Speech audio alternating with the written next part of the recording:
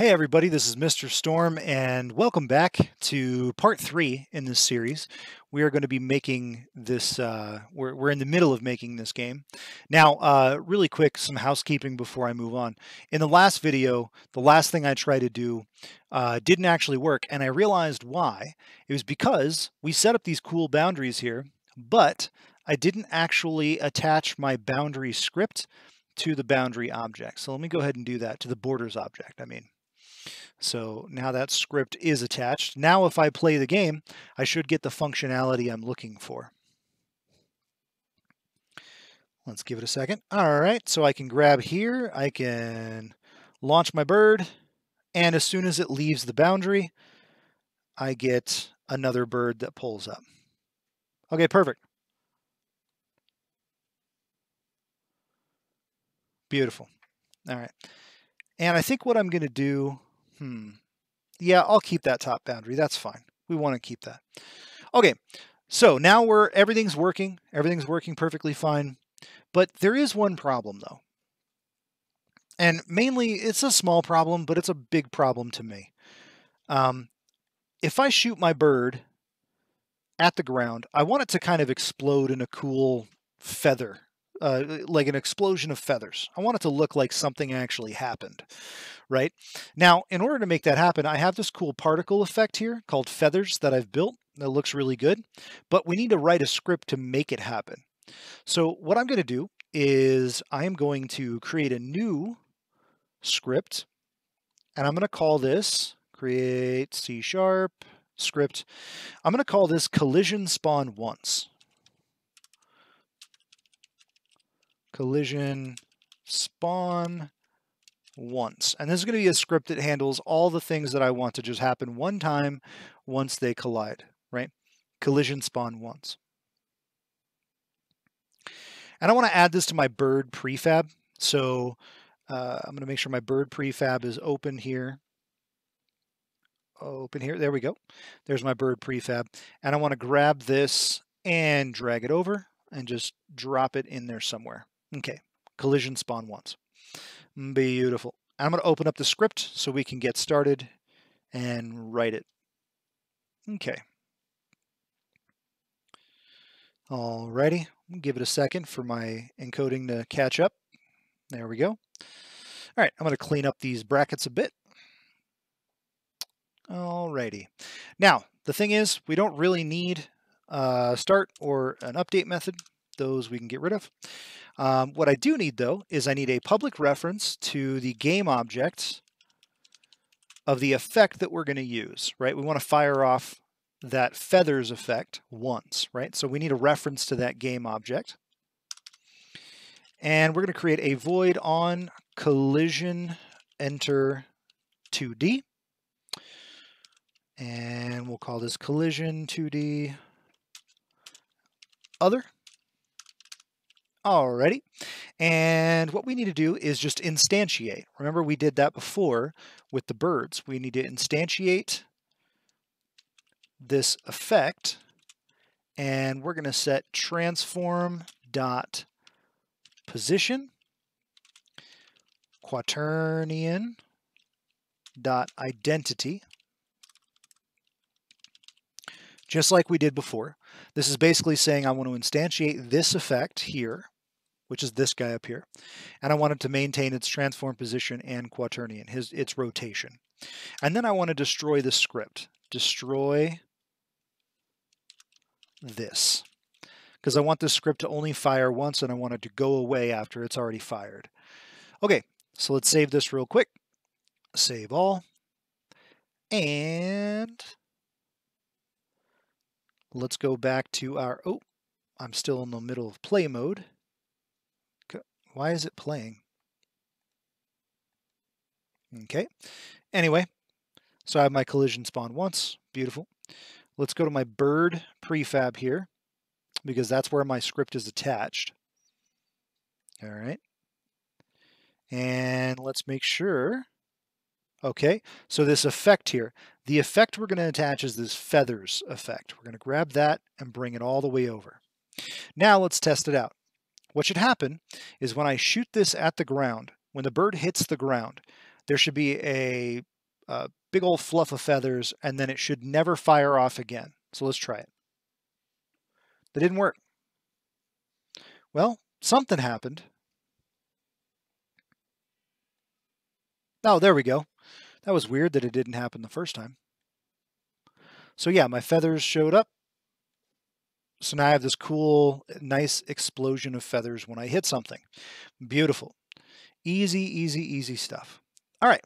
The other problem we're having is when I shoot my bird, I want some cool like trails to follow him as he flies across the screen. So again, we just have to write another script to handle that. And basically what we do is I have these 3 trail objects, and these are just little, like circles, like white circles of different sizes. And I want to create a trail using the big, medium, and small trails behind the bird as he moves across the screen. That's all I want to do. Pretty easy stuff. So I'm going to write a new script. I'm going to call it create C# script. I'm going to call it trail. Trail. Now notice, look, we're already up to 1, 2, 3, 4, 5, 6 scripts. And most of these scripts just have like one thing in them. They're just doing one thing. Like you're going to see that a lot when you're programming for games. You're going to write a lot of little scripts that only handle like one function, right? Okay, I'm going to open up my trail script. And let's see. I'll keep the start method. Let's get rid of the update because I don't need that. What I do need to do though is I need to create a new array because I need to hold all of the trails that I'm going to be putting out there. So public game object, and it's going to be a game object array. We're going to call this trails. Okay. So this is going to be an array of game objects where I can store those trails prefabs, Okay, perfect. Let's do, all right, really quick before I move on, let's do int next, and we'll say equals 0. We'll explain that in just a minute. Okay, now what we need to do is I need to create a new method. Let's create a new method to spawn my trail because I need something that handles, we'll call it spawn trail. That's pretty easy. I need something that happens how this trail gets created, right? And again, we're going to instantiate because we're bringing in a prefab into the game world. Instantiate, right? And the instantiate, what I want to instantiate, it's not always going to be the same object. It's going to be whatever is next in the array, right? So what I'm going to do is trails next, right? Transform dot position dot and quaternion dot identity. I don't know why that was so hard for me to type. Okay, so that one's there, and then we want to change next to be equal to next plus 1. So we want to move next up 1 every time we spit out something, right? And then, let's see. Actually, you know what? There's a cleaner way to do that. I'm not going to do it that way. I'm going to do it a different way. I'm going to say next equals next plus 1 modulus trails dot length. That way, once we reach the end of the trails array, then it puts us all the way back to the beginning, right? That way we don't have to handle some if-else statement to handle that. We can do it all in one thing. And if you're not quite sure how the math is working on this, remember that modulus is an operator that divides 2 numbers and it returns whatever the remainder is, right? So anyway, you'll figure out the math if you think about it for more than 5 minutes. Hopefully not 5 minutes. 5 minutes is a long time to figure this out, but you'll figure it out. So this statement will allow us to loop through that array and then move around to the back or to the beginning when we're done. Okay, So that's our spawn trail. And then, ooh, now we get to do something even better. We get to use a new method called invoke repeating. Invoke repeating is fun. What invoke repeating does is it allows us to consistently call a method over and over and over and over again until we run out, or until the script stops working or the game stops or whatever, or until we tell it to stop, whatever we want. So if you look here, I'm hovering over invoke repeating. It wants the method name as the first argument. Then it wants the time, and then it wants the repeat rate. So it wants the method name. So what is the name of the method? For us, it's going to be spawn trail. And then the time, and we're just going to set it to 0.1 float, and then the repeating 0.1 float. We want it to be relatively low because it's just going to be like kind of farting out these little cloud bubbles as it goes across the screen. Okay, I think that's all. I think that's it. Let's save this real quick. Let's save it, and we will go into, we need to attach this trail script to the bird. So I'll open up the bird prefab. Give it a second. Come on. Go faster. All right. And then I will attach this trail script to the bird. All right. And then notice I have this drop-down menu called trails. I can hit that. And size is 3 because I have 3 trail prefabs. Now I have 3 game elements. All we're doing here is we're just adding these to that array, that trails array. All right, so we'll put big right in there, and we'll put medium right in there, and we'll put small right in there. Okay, so now if I play the game, I should see this effect as we play. Okay, so I'll pull them. Oh, hold on. What's happening? Oh, it's creating a bunch. Look at this. It's creating all of this. Ooh, that's not okay. So maybe we did something wrong here. Okay. Let's think about it. So it's doing it immediately. And that's what we want. Oh, no. We need a notification. Okay, yeah, I want to set this so that it only happens when it's moving. So let's do this. Instead of just instantiating all the time, let's say if get component rigid body 2D, if the rigid body 2D dot velocity dot square magnitude is greater than, let's say, 25. Then we do all this stuff. Get rigid. Oh, I forgot my parentheses here. There we go.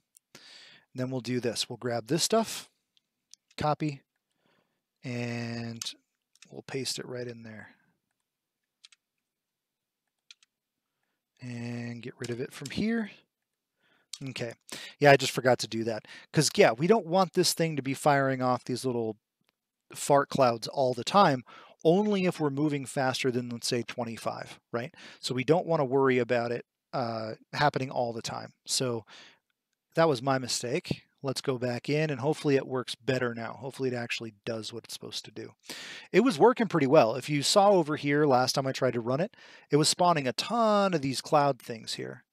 And then, you know, it was spawning too many of them. It was kind of a problem. All right. Okay, so notice we're not spawning any of those clouds. That's good. All right, I'm going to shoot my guy there. And look, ooh, I have these beautiful, beautiful clouds, and they're alternating, so it doesn't look gross. It actually looks kind of good. And notice they'll stay there. So this will help me to kind of plan my trajectory for my next shot. right? Because they stay there from shot to shot. Hello. There we go. Beautiful. All right, cool. Let's see, what else do we need to do to the bird? Actually, I think that's probably it. So what I'm going to do is I'm going to cut this video here now. When you get done with that, all of that functionality, all of this stuff, I want you to save your project. Yeah. I want you to save your project. And I want you just to do all this stuff for level 1. I'm not worried about any of the other levels yet. Just do level 1. Make sure the bird and the slingshot and all that stuff works on level 1. Save your project, and then turn in your entire project folder. An easy way to do that is just to go to project, right click. Oh no, not here. Go to any of your folders here and go show in Explorer. And where is mine? There it is. And so I have my assets, my Cranky Chickens assets folder right here. This assets folder, actually we'll come back, go all the way back to Cranky Chickens, and then you would send to zip folder. And it's going to take a while because it's a lot of stuff. And mine's not going to work because I have it still running back here. But you guys get the idea.